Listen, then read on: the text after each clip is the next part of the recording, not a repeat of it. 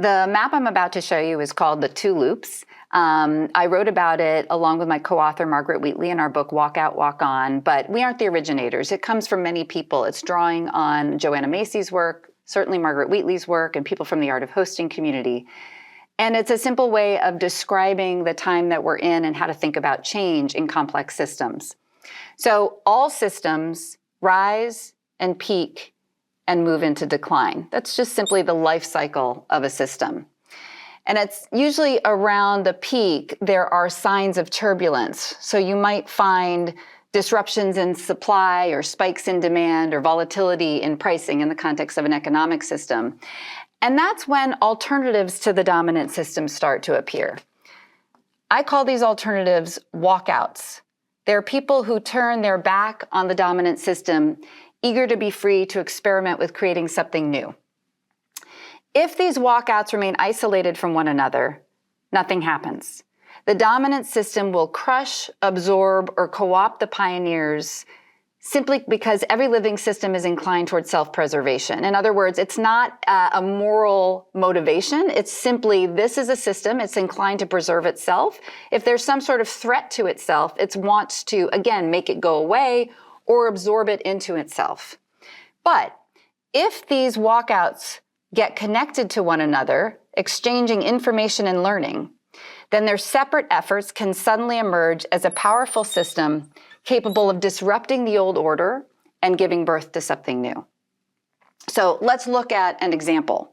So if we take fossil fuel economy, in the 1970s, the US hit what we thought at the time was peak oil, right? And so we saw crises in oil, we saw long lines at the gas pump, we saw spikes in demand, problems in supply, as I said, with what happens around a peak. Jimmy Carter was president, and at the time, there were all kinds of alternative energy technologies coming forward, right? We saw solar, we saw wind, we saw geothermal. There were tax incentives to support alternative energy. Carter put solar panels on the White House roof. So we have some momentum in this alternative renewable energy economy, but every system is inclined towards self-preservation. So Reagan comes into office. Some of you may recall what happened. Some of you may have read about it. Reagan takes the solar panels off the White House roof, kills off all the tax incentives, and essentially renewable energy goes underground for a period of time. There's not a lot of economic support for that effort. Again, this system, fossil fuel economy, sees a threat, wants to crush, absorb, or co-opt the threat.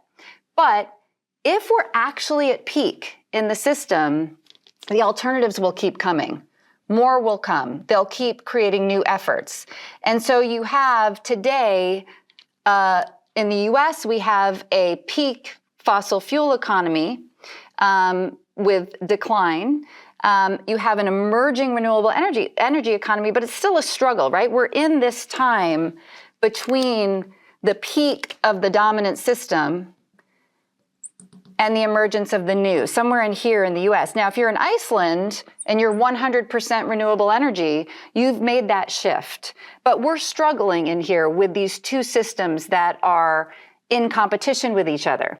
You see the same thing in the food system, industrial, agriculture, local and organic food, right?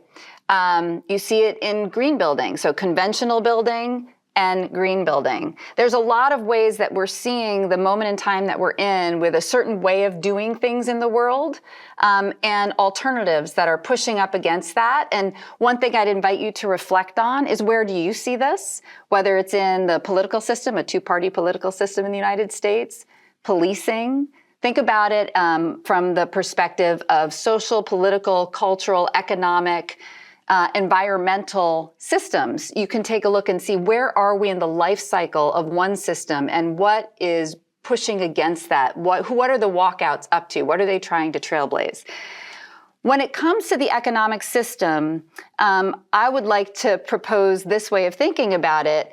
We might call our financial and investing systems, this loop, this dominant system, Wall Street casino capitalism, the extractive economy, or what one of my mentors, David Corton, calls the dying suicide economy.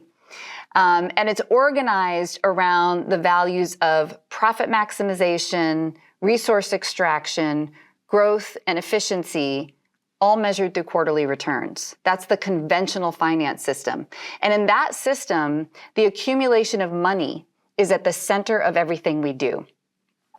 This second loop tells a different story. We might call it the regenerative economy, the local living economy, the solidarity economy.